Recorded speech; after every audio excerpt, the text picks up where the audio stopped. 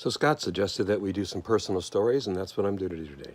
And I could tell a lot of stories about my past every few years and my future every few years, and I'm going to live forever. So there's a lot of materials. I've decided just to focus on my college years. And in my college years, segregation was the law of the land. Up north, insidious. Down south, the law, absolutely obvious. And I did civil rights marches around the Detroit area where I'm from and where I went to school, and we marched. And there was an organization at my university where they would take you overnight and go down south and march down south with solidarity with folks. And I'm going to tell you about one of those trips. And so overnight we went on those buses from Detroit all the way down south to one of the southern states, and we marched. When we got there that day, the march had already started. There's about 1,500 black people marching in the middle of the street. There are about 30 of us in the bus, white folks from Detroit, and about half were Jewish. And white folks were sitting on the side of the streets, and they had lawn chairs out. You know, they were like waiting for an event. And sometimes they throw paper at us, but we'd be marching. And first, let me tell you about the march. The march was wonderful.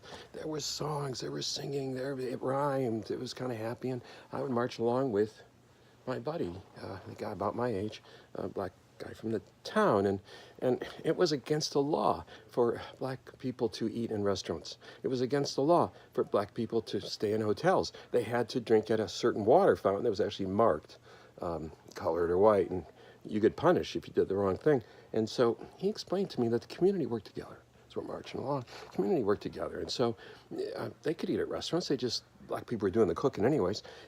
Come in the back and they'd sit down and they'd pay for their food, but they'd have to eat in the kitchen. And if a black salesman comes to town, well, then the folks get together and they put them up at somebody's house. And so that was the way the community handled this completely unacceptable way to live. And as we're marching along, a megaphone goes out. Chicks up front, white guys to the side. Chicks up front, white guys to the side. And I said, what's that? He says, well, chicks, that's white girls. Yeah, that's what we used to call white girls then. And sisters, that's the black girls. And he says, well, cops, when they're coming, they're going to be with billy clubs. And they won't hit a white girl. Of course not. So white girls up front, they can't get to the sisters. They can't be hurting them. And I said, okay, and what about the dogs? And he said, yeah, the dogs are coming. And he says, I said, I'm not afraid of dogs. I like dogs. He says, I'm afraid of dogs. And they do. The dogs come. Sheriff's Patrol comes in with pickup trucks, and they have German Shepherds, and they have leashes on those things. And so they start scattering out, and we're marching along, and different people from the Sheriff's Patrol, they've got the dogs, and they let that leash out just a little bit, and then it was snarling dogs, and then they pull it back. Snarling dogs, and then they pull it back, and they would snip at the person's legs, and the dog was really interesting. The dog was admiring.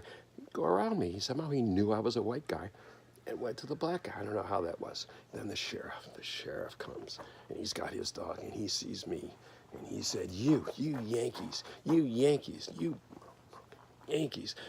and lover, you're the problem we got. Our folks wouldn't be doing this if it was for you guys. You're the problem." And he starts training his dog to go after me. Just, and getting real close to me, and he let that leash out a little bit. And I back on his side, and then he pulled back, and I'm not a well-behaved person, and go that way. And then he let that dog out, and then I just kind of go back that way. And then he let that dog out. The dog bit me as I was walking forward, right here on the leg. I chose to have a little bite. That dog bit me, and right about then, all hell broke loose. They started beating people up, and there was a scattering, and we ran back to the bus, and we were all collected, and we drove back up north. And the insight, this is the aha one.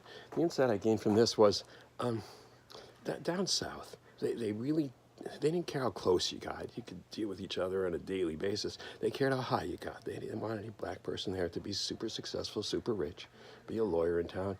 They didn't want that going on. Up north, the prejudice was they didn't care if you were a lawyer, rich and successful, as long as you didn't live close in the same neighborhood. And that was my aha moment for how that worked.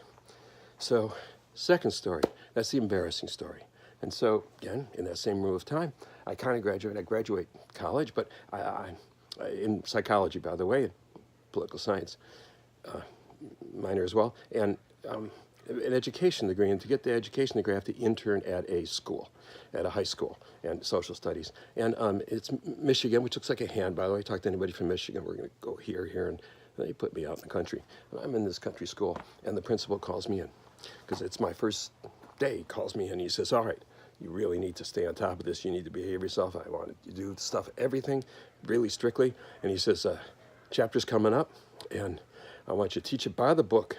When you teach evolution, if you see it's 20 minutes on evolution, you stick to that 20 minutes. And then you teach creationism for 20 minutes, and you make sure it's equal, and you do it respectful. And any questions?" I said, "What's creationism?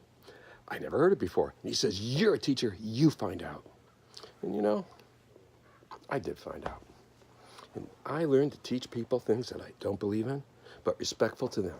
And I went to be respectful for people who had different points of view.